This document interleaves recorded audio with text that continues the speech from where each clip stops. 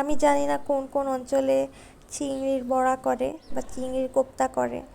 চিংড়ির কোপ্তাটা খুবই মজার একটা আইটেম। প্রথমে দেখেন পেঁয়াজ কুচি, কাঁচামরিচ কুচি, কিছু ধনেপাতা, আর এখানে পেঁয়াজ, রসুন, আদা, জিরা, গোলমরিচ আর শুকনো মরিচ নিয়ে নিলাম।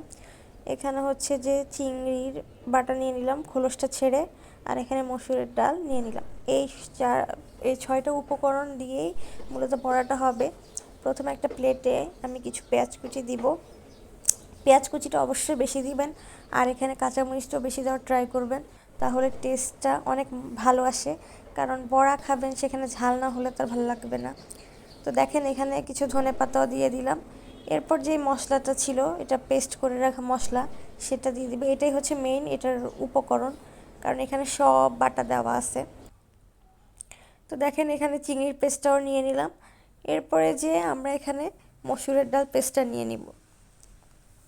আর এখানে এক্সট্রা বলতে কোনো মশলাই লাগবে না, জাস্ট একটু লবণ আর হচ্ছে একটু হলুদ লাগবে কালারের জন্য। তো এই তো সব নিয়ে নেওয়া শেষ। এখন জাস্ট এখানে লবণ দিয়ে দিব পরিমাণ মতো। এই যে দেখেন লবণ দিয়ে দিলাম, আর হচ্ছে এখানে হলুদ দিয়ে দিব। তো এখানে একটু কম হয়ে গেছিলো, তো আরেকটু লবণ দিয়ে দিলাম। এরপর যে হলুদ দিয়ে দিব।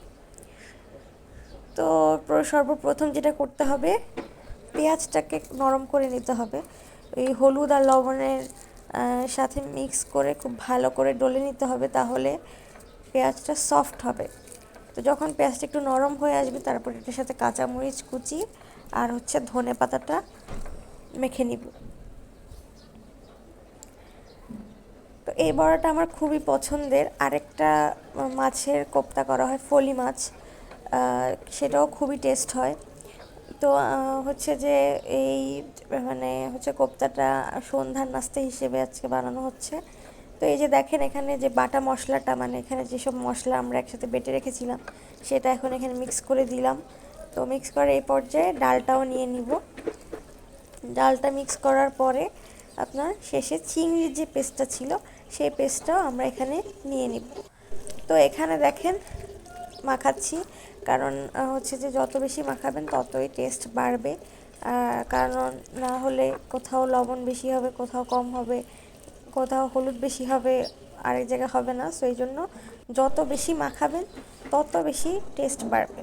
এই তো আমার এখানে রেডি অলমোস্ট। তো আপনাদেরকে দেখিয়ে দিচ্ছি কিভাবে করবেন। এটা একটু নরম নরম, সো এইভাবে জাস্ট ছেড়ে দিবেন তেলের মধ্যে। তো এইটা আপনারা চাইলে ফ্রোজেন করে রাখতে পারেন, বা হচ্ছে ইনস্ট্যান্ট ভেজে ফেলতে পারেন, কারণ এখানে হচ্ছে ম্যারিনেট করার কিছুই নেই। এখানে সবগুলো মানে মেখে ভেজে ফেলবেন। এই যে দেখেন আমি ভেজে ফেলতেছি সন্ধ্যা নাস্তা হিসাবে। এই তো আমার ফাইনাল লুক। সো আল্লাহ হাফেজ।